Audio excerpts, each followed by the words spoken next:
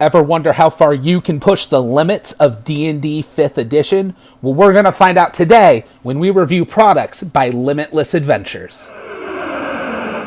Hey guys, Bobby here from the GM table with a review, well actually 3 reviews from products by a company called Limitless Adventure.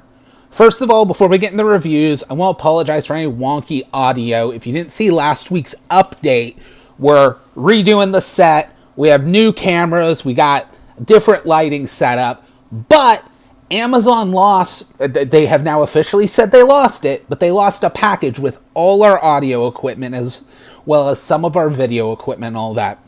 It's still getting sorted out. Hopefully by next video, it'll all be completely done. But moving on from that, like I said, this is actually 3 products. Limitless Adventure, earlier in the year, had a Kickstarter for several products that were supposed to push the limits of D&D 5th edition. Now, the 3 products are Tunnel of Terror, Carbide City, and Mystery in the genres they were supposed to cover were 80s horror, superheroes, and World War II. I'm not gonna lie, I was really curious, like, were they gonna modify the classes? Were they gonna do something completely different? How big were these books gonna be? And in the end, these are all actually fairly short books. They're around 20-ish pages, but you get a lot in there. Each of them starts with a comic, about a 5-6 page comic that really gets you in the headspace of the tone, the genre, all of that stuff for what setting you're playing in. After that, you get a single kind of one-shot adventure and a toolkit to kind of help you build a few more adventures in that genre. Now, as far as character creation, there is technically a bit of a character creation section, but it's mostly, here's the skills in the genre, you get to pick this many additional skills on top of the pre-made characters they come with. And honestly, I think this was a smart choice. I've mainly delved into Tunnel of Terror, the 80s horror. And that one, you get to have things like the cheerleader, who has variants like the shoplifter, the bad boy, who has a variant of the farm boy, and all these great things. I do actually appreciate that it seems like every single one of, at least in the 80s horror, every one of the pre-made characters also has a variant, so it's really 2 each. Now, with the pre-made characters, there's also a list of about 6 choices you get to make. You get to make each choice once each time you level.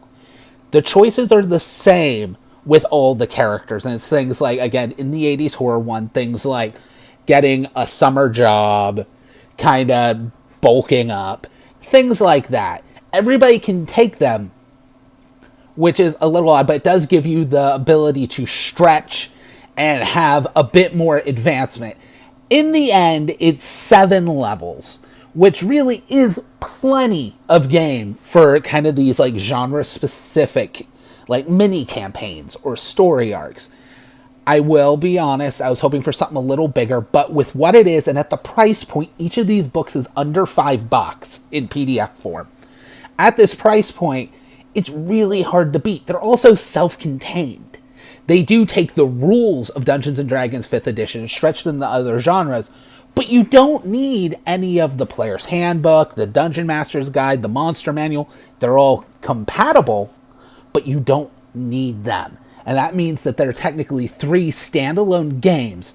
So if you have players or you yourself want to venture into other genres, maybe experiment in different types of games, but don't want to completely learn a new rule set, and you and your group's already comfortable with the current version of Dungeons & Dragons, you can take these very cheap games and go and experiment and see what a war game's like with a World War II type of game. You can experiment in the realm of supers games. You can experiment in the realms of modern and horror games.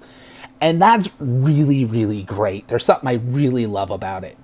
Anyways, I don't want to get too much into it. We were experimenting with showing some of the art. I know some of you guys want to show the art. So hopefully this new style's just going to get more improved. We're going to get a little more polish on it, and I will catch you guys next week. Bye!